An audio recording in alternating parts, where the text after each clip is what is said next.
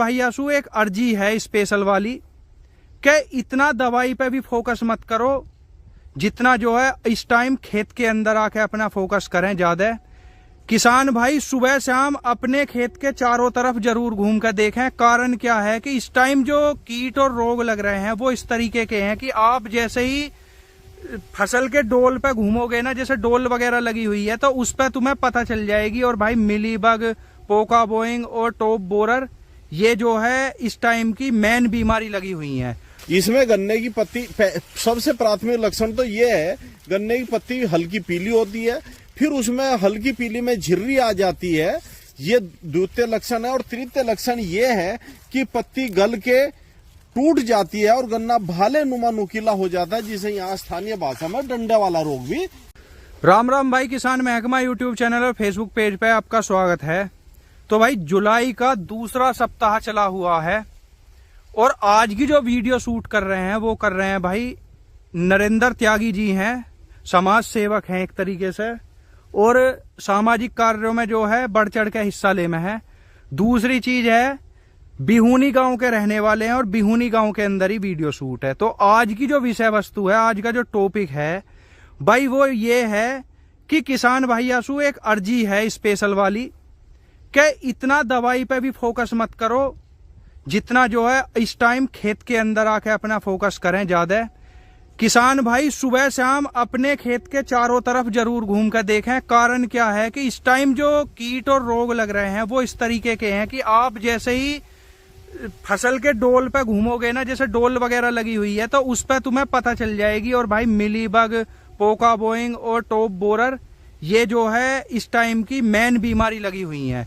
तो सामने जो है किसान है उनसे परिचय करवाएंगे, अपने नेताजी हैं उनसे परिचय करवाएंगे। और भाई सामने कुशलवीर सिंह जी हैं और कुशलवीर सिंह जी का जो है बहुत बहुत आभार व्यक्त करे है किसान महकमा यूट्यूब परिवार कि वो अपना कीमती समय निकाल के किसानों की समस्या का जो है समाधान करे हैं। तो एक बार सामने इनसे परिचय करवा दिया जावे जी।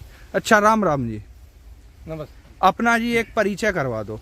भाई मेरा परिचय नरेंद्र त्यागी, बिहूनी गढ़ मुक्तेश्वर हापुड़, उत्तर प्रदेश, सिंभावली शुगर मिल सिंभावली, इसमें हमारा गन्ना सप्लाई होता है। तो हमारा फैक्ट्री का नाम बताना भी बहुत जरूरी है। जी बिल्कुल बिल्कुल, अपना परिचय कराओ जी।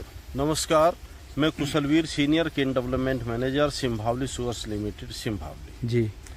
जैसा जी आज का विषय है, हमने बोला है भाई हमने ज्यादातर वीडियो बना दी, देखो पोका बोइंग की भी सब चीज की बना दी, लेकिन हमारी किसान सु अर्जी है कि सुबह शाम अपने खेत पे जरूर घूम के जावे। तो इसका मकसद क्या है जी, कि सुबह शाम किसान ने क्यों घूमना चाहिए? मकसद ये है, एक कहावत है, सीइंग इज बिलीविंग, देखकर विश्वास करो। विश्वास करने के लिए देखना बहुत जरूरी है जी। और आज हम नेताजी के खेत पे आए हैं।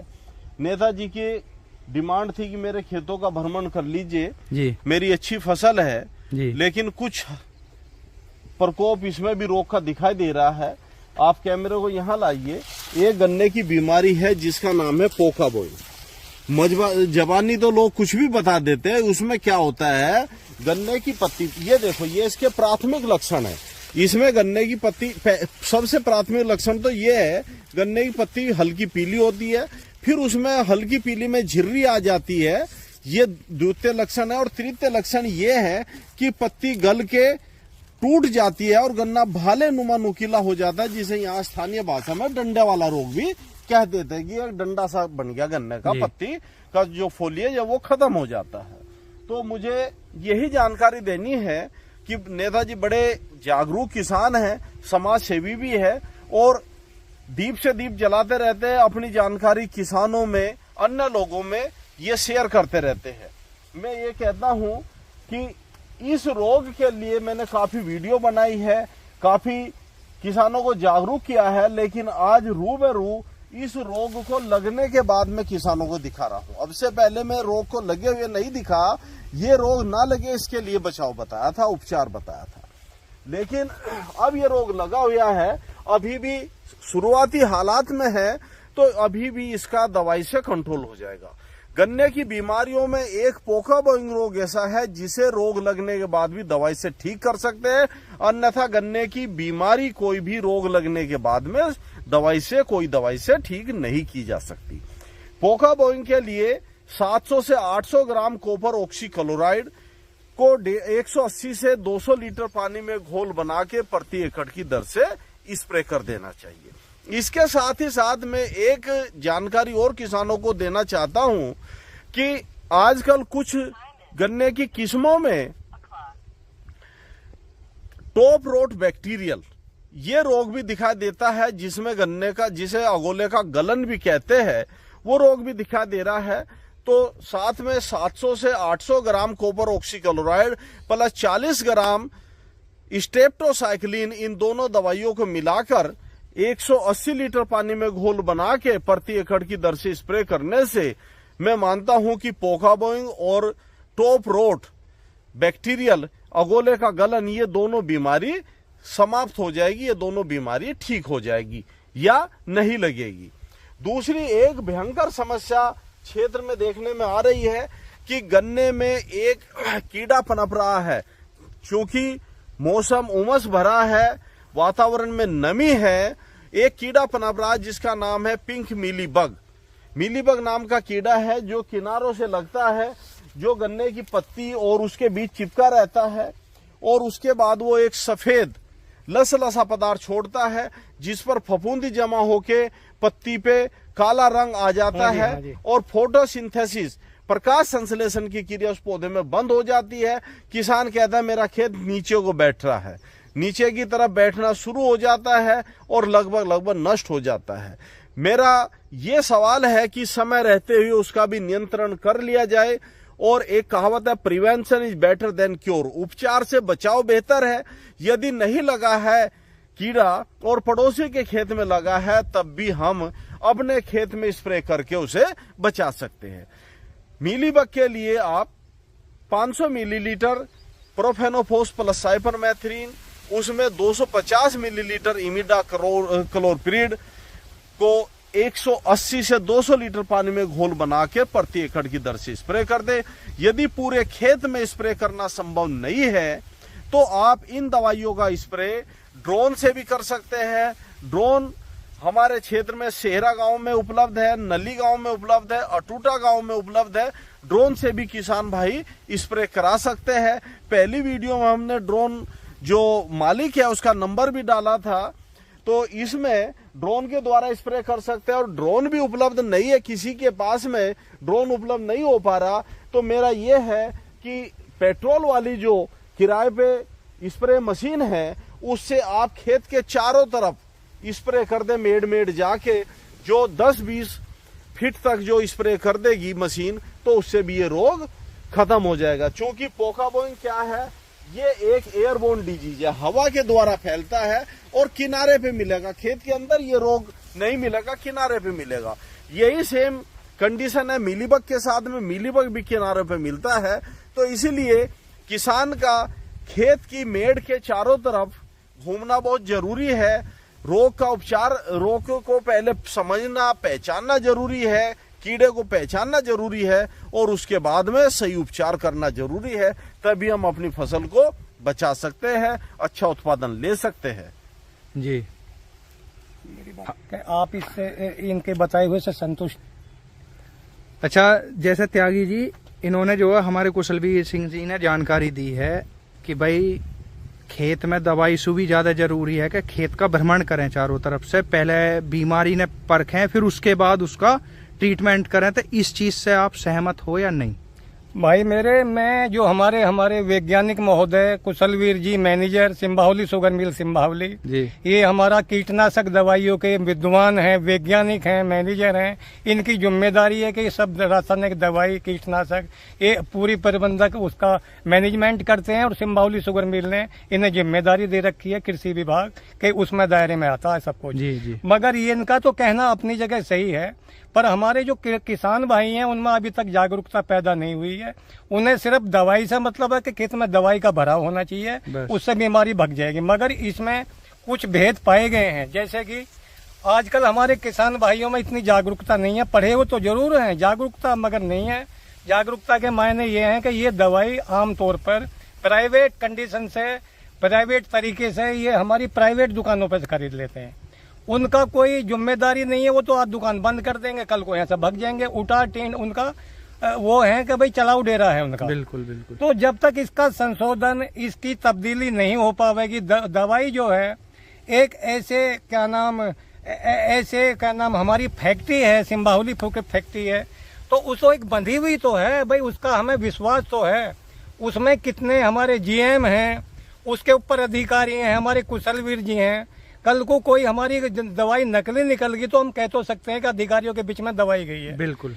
अगर उनकी नकली दवाई किसान वहां से उचित पैसों में कोई छूट नहीं मिल रही और वहां से दवाई ले आ रहे हैं प्राइवेट दुकानों पे से, उनका कोई असर नहीं हो रहा, तो सबसे बड़ी पकड़ है, सबसे पहला बिंदु है कि दवाई कोई किसान भाई प्राइवेट दुकानों पे से ना खरीदे, सिंबाहुली शुगर फैक्ट्री की मध्यस्थता से खरीदे। क्यों? ये तो बंधे हुए हैं।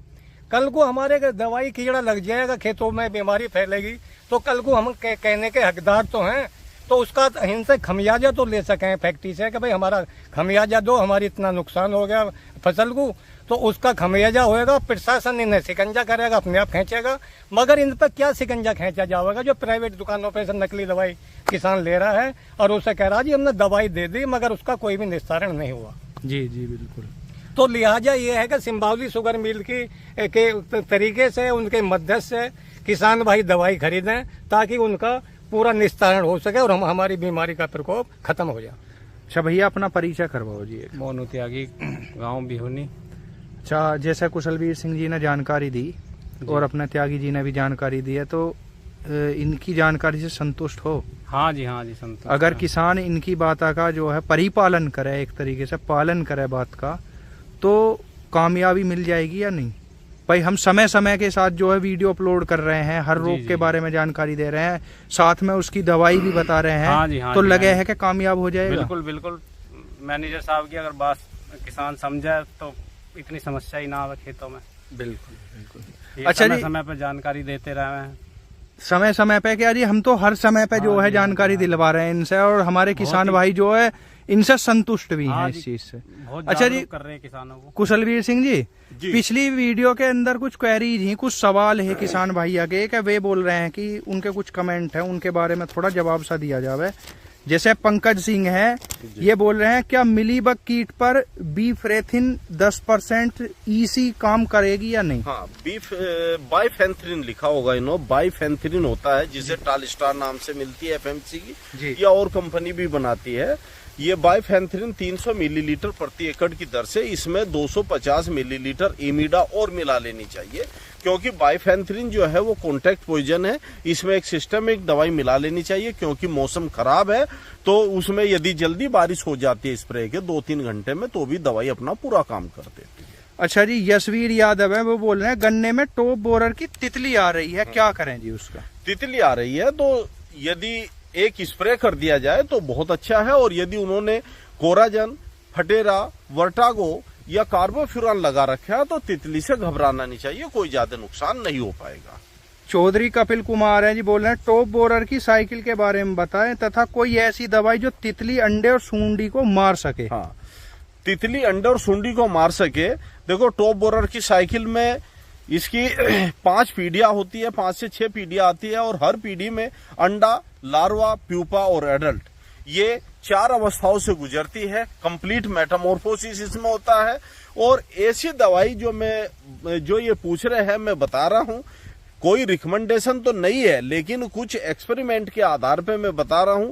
प्रोफेनोफोस 500 मिलीलीटर और कार्टप 50% 200 ग्राम को 180 से 200 लीटर पानी में घोल बना के स्प्रे कर दिया जाए तो अंडा भी मर जाएगा, आपकी तितली भी मर जाएगी, और सूंडी थोड़े बहुत बाहर रेंगरी होगी तो मर जाएगी, अंदर गई हुई नहीं मरेगी जी। अजय चौधरी हैं जी, वो बोल रहे हैं कीटनाशक तथा फंगीसाइड के साथ कैल्शियम नाइट्रेट को मिलाकर स्प्रे कर सकते हैं या नहीं? कर सकते हैं, कैल्शियम नाइट्रेट मिला जा सकता है कीटनाशक के साथ में भी, लेकिन उसकी मात्रा देखो, कैल्शियम नाइट्रेट यदि हम बिखेरने में इस्तेमाल करते हैं तो 15 से 20 किलो प्रति एकड़ डालना चाहिए, लेकिन स्प्रे में करते हैं तो 2 किलो प्रति एकड़ का ही स्प्रे करना चाहिए जी। ये क्रिकेट यूपी के नाम से है जी, ये बोल रहे हैं फटेरे के साथ नीला थोथा प्रयोग कर सकते हैं? कर सकते हैं, लेकिन क्यों करें नीला थोथा, जब कॉपर ऑक्सीक्लोराइड दवाई कंपनी या बाजार में उपलब्ध है तो कॉपर ऑक्सीक्लोराइड का कर सकते हैं, लेकिन फटेरा के साथ नीला तोता करना चाहे कर सकते हैं, दोनों को अलग अलग मिला के करना चाहिए जी। क्योंकि कोई केमिकल रिएक्शन हो जाए तो उसके लिए मैं जिम्मेदार नहीं। रोहित वर्मा, क्या सीओसी के साथ स्टिकर यूज कर सके हैं? बिल्कुल कर सकते हैं, स्टिकर कर सकते हैं। स्टिकर ना हो तो थोड़ा सर्फ या शैम्पू मिला सकते हैं ताकि दवाई पत्ती पर अच्छी तरह चिपक जाए। ये है जी एक जो चौधरी दोस्त के नाम से है जी कमेंट, प्रोफेनोफॉस और इमीडा क्लोपरेड जो है कितनी डोज 20 लीटर की टंकी में प्रयोग करनी चाहिए? प्रोफेनोफॉस 20 लीटर की टंकी में आप 50 ml डाल सकते हैं और इमीडा क्लोपरेड 25 ml डाल सकते हैं 20 लीटर की टंकी। गौरव सिंह है जी, ये बोल रहे हैं थ्रिप्स के लिए कोई ऐसी दवाई जो यूरिया में लग के प्रयोग करी जा सके? देखो, थ्रिप्स के बारे में बहुत लोगों में भ्रांति पैदा कर रखी है, पता नहीं कौन बता रहा है। थ्रिप्स को गन्ने का कोई मेजर इंसेक्ट नहीं कहा जाता, ये कभी कभी इनिशियल स्टेज में आ जाता है। आज थ्रिप्स का कोई रोल नहीं है और थ्रिप्स के लिए केवल स्प्रे कामयाब है, यूरिया में मिला के कोई दवाई कामयाब नहीं है। ये है जी बॉबी चौहान है, बुलंदशहर से स्पेशल में डिमांड करी है जी इन्होंने अपने कमेंट की, क्या कोराजिन स्प्रे में प्रयोग कर सकते हैं? गन्ने को छोड़ के और फसलों में स्प्रे में प्रयोग हो सकती है, गन्ने में ड्रेंचिंग में ही प्रयोग हो सकती है। सरविंदर गंगवार है जी, ये बोल रहे हैं कोराजिन कितने दिन में काम करना शुरू कर देती है? कोराजिन फसल की हाइट के ऊपर डिपेंड करती है। जैसी ये फसल है 1 हफ्ते का टाइम कम से कम चाहिए ऐसी फसल में। जी जी बिल्कुल। विपिन कुमार है, रेड रोड के लिए क्या करें जी? रेड रोड के लिए, रेड रोड लगने के बाद कोई दवाई नहीं है इसकी, लेकिन नहीं लगाया, हमें संदेह है कि रेड रोड लगने की संभावनाएं है, तो एमिस्टार टॉप, सिजेंटा कंपनी का एमिस्टार टॉप 200 से 250 मिलीलीटर दवाई प्रति एकड़ की दर से 200 लीटर पानी में घोल बना के 20-25 दिन के अंतराल पे 2 स्प्रे कर देने चाहिए। सोनू कुमार है जी, वो कमेंट करके बोल रहे हैं कार्टा 75% का स्प्रे टॉप बोरर कंट्रोल कर सकता है या नहीं? केवल इसके अंडों को कर सकता है या बाहर सूंडी या तितली को कर सकता है। यदि टॉप बोरर की सूंडी या लार्वी अंदर एंटर कर चुकी है तब नहीं करेगा जी। अमित कुमार है, गन्ने की मोटाई बढ़ाने के लिए कैल्शियम नाइट्रेट का प्रयोग कर सकते हैं या नहीं? कर सकते हैं, लेकिन साथ में पोटास भी मिला लेना चाहिए। जी जी बिल्कुल। नीरज कुमार बोल रहे हैं जी, पेड़ी गन्ना 0118 में मिली बग आ गया, स्प्रे की है पर कीट निचली पत्ती पर है, क्या करें? एक तो पत्ती उतारना चाहिए, स्प्रे से पहले नीचे की जो पत्ती है उसे उतार दे। दूसरे, आप प्रोफेनोफॉस और इमीडा क्लोरपीरिड का स्प्रे करें और 15-20 दिन बाद दोबारा स्प्रे भी कर देना चाहिए, तो काफी हद तक आपको राहत मिलेगी। अच्छा जी, एक हमारी तरफ से ही सवाल है कि जैसे किसान है उन्हें जो है स्टिकर का इस समय में प्रयोग करना चाहिए या नहीं?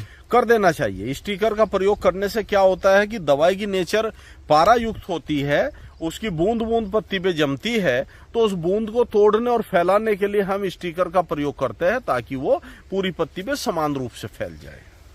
आदित्य दहिया है जी, कह रहे हैं यूरिया के साथ zinc plus magnesium plus ferrous sulphate लगा सकते हैं? बिल्कुल लगा सकते हैं।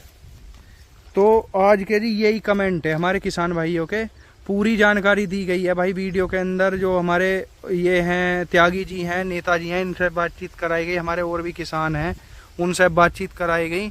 तो समय समय पे हम भाई वीडियो बना के किसान ने जागरूक कर रहे हैं, और किसान ऐसी बात नहीं है, किसान हमारी वीडियो ना पसंद भी कर रहे हैं। तो सभी किसान भाइयों के जो कमेंट हैं वे आमंत्रित हैं, उन्हें किसी तरीके की कोई कमी लगे वीडियो के अंदर तो भाई बेझिझक वो हमें बता सके हैं। तो भैया वीडियो पूरी तरीके से शूट करी गई है, समय समय पर हर तरीके की जानकारी दी जा रही है किसानों की, उनके कमेंट आमंत्रित हैं, और हमारे जो और किसान भाई हैं उन्हें भी जो है जानकारी मिलती रहनी चाहिए, इसलिए वीडियो ना शेयर जरूर करें।